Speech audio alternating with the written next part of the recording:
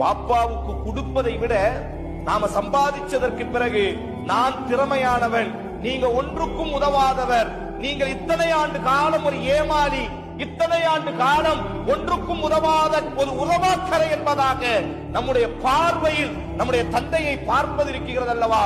இதை விட ஒரு பெரிய முசீபத்து உண்டு. நன்றி கெட்டத்தனம். நம்ம வாழ்ந்த வாழ்க்கை சிறு பிராயத்துல இருந்து நமக்கு நம்ம நல்ல ஒரு வாப்பா கிடைச்சிச்சு, நம்மளை டிகிரி படிக்க வைக்கக்கூடிய அளவுக்கு, காலேஜில் சேர்க்கக்கூடிய அளவுக்கு, நினைச்சதை வாங்கி கொடுக்கக்கூடிய அளவுக்கு நமக்கு ஒரு வாப்பா கிடைச்சிச்சு. ஆனா நம்ம வாப்பாவினுடைய வாப்பா அந்த சூழல்ல இல்ல.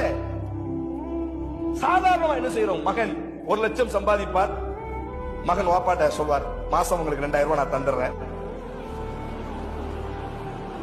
உங்களுக்கு வேற என்ன பெரிய காசு செலவாக போகுது?